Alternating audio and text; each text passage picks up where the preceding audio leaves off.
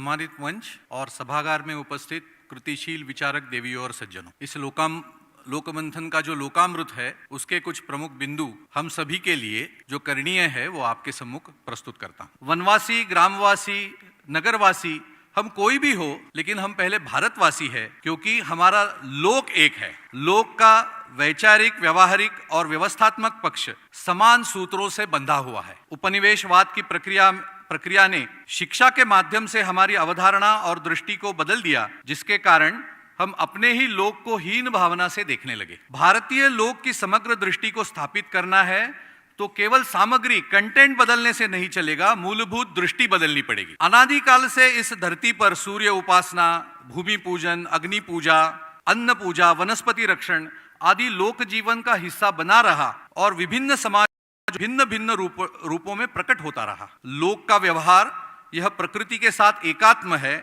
समन्वित, सिंक्रोनाइज्ड है।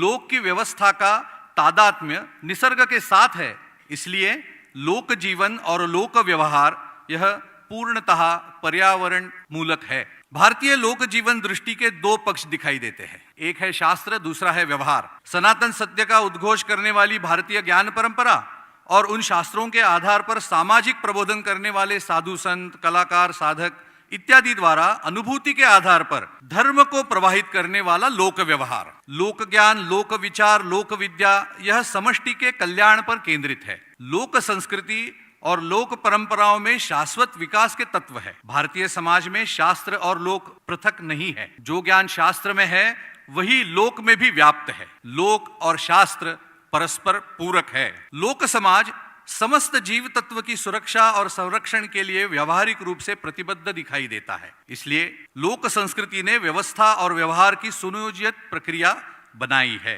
लोक की व्यवस्थाओं के तीन महत्वपूर्ण उपांग है जो परस्पर पूरक है, वह है वेद मत, साधु मत, लोकमत। व्यवस्थाओं के संचालन में शास्त्र सम्मत विधि भी लोक विरुद्ध होने पर अमान्य होती है। अतः लोक व्यवस्थाओं की दृष्टि से अतीत से भविष्य की परिपाटियों को एक सूत्र करे तो वह ग्राही हो सकेगी। इन व्यवस्थाओं के समान सूत्र, उसकी सर्वसमावेशकता और आज की प्रासंगिकता, इस पर चर्चा होना अपेक्षित है। सृष्टि के बचाव का मार्ग लोक जीवन के विचार व्यवहार के अनुरूप युगानुकूल वैश्विक व्यवस्था बनाए जाने से ही संभव होगा। अध्येताओं और लोक जीवन जीने वालों को एक मंच पर लाकर ही दुनिया की समस्याओं का समाधान खोजना होगा, तभी अस्तित्व भी बचेगा और लोक आनंद की अनुभूति भी मिलेगी। भारत के पारंपरिक ज्ञान का समावेश पाठ्यक्रम और पाठ्यचर्या में अनिवार्यतः किया जाना चाहिए। लोक परंपराओं और अभिव्यक्तियों, जिसमें सभी प्रकार की कलाएं भी सम्मिलित है, उसको व्याख्यायित करने वाले मानक ग्रंथ तैयार किए जाने की आवश्यकता है। साथ ही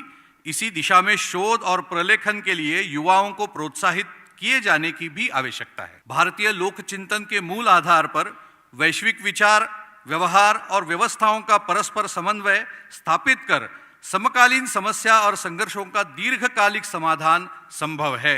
अंततः भारत की लोक आत्मा का तो उद्घोष ही है, लोकाः समस्ताः सुखिनो भवन्तु। नमस्कार।